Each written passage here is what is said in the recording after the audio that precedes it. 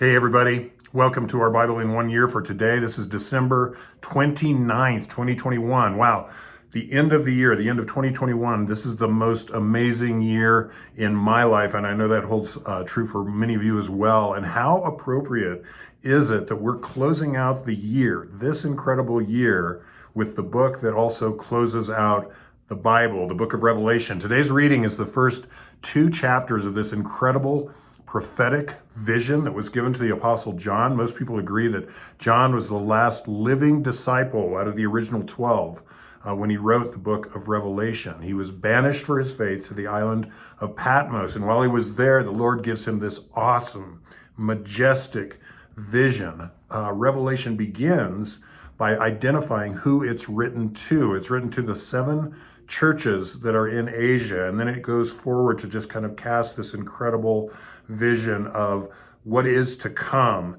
And Jesus begins by identifying and addressing the seven churches that are in Asia. In chapter 2, he starts to address each one of them, some with a commendation, some with a correction, some with a little bit of both. But the thing that really struck me as I was reading these chapters was not so much what Jesus had to say to the churches, but what Jesus was saying about himself in these passages. Jesus identifies, he calls attention to several things about himself, who he is in these first few chapters. Listen to this. As he addresses the first church, this is the church at Ephesus, in verse 1 of chapter 2, Jesus says, I'm the one who walks among the seven golden lampstands. The seven lampstands are the churches, and Jesus tells us that he walks among them. And as I prayed into this, it reminded me of the picture in Genesis of God walking with Adam and Eve in the garden in the cool of the evening. Here, Jesus is walking among the churches. And the word I got from this was close. He is close. He is near to his church. He is near to his people. For me, it was a picture of intimacy, of the intimacy of God. Acts tells us that the Lord is not far from you. Jesus is a God who is near, always near. The next passage is Jesus begins his address to the next church, which is the church at Smyrna. He says this, he says, I am the one who is dead and has come to life. What a description. Jesus is reminding us here of that he is God who became man.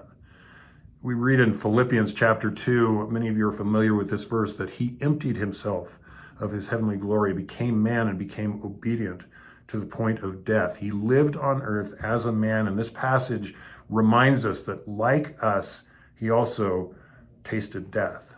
And even in Revelation, a book that is so full of the majesty and wonder of God, these verses just reminded me of his humanity, of his intimacy.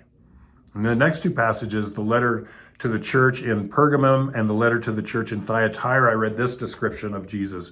It's the one who has a sharp two-edged sword, and then the one who has eyes like flames of fire and feet like burnished bronze. This is the God of majesty, and the word that I heard was fierce and warrior. Jesus is fierce, wielding the weapons of war, and he's greatly to be feared.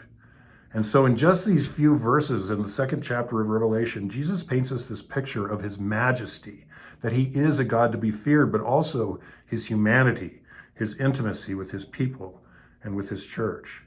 And finally, the revelation to the church at Pergamon, where Jesus describes him as this warrior wielding the two-edged sword in his hand.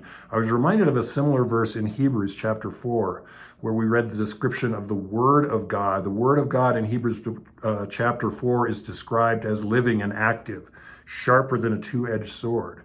Jesus is himself this Word of God. And remember, the same Apostle John who wrote the book of Revelation wrote in the first words of his gospel.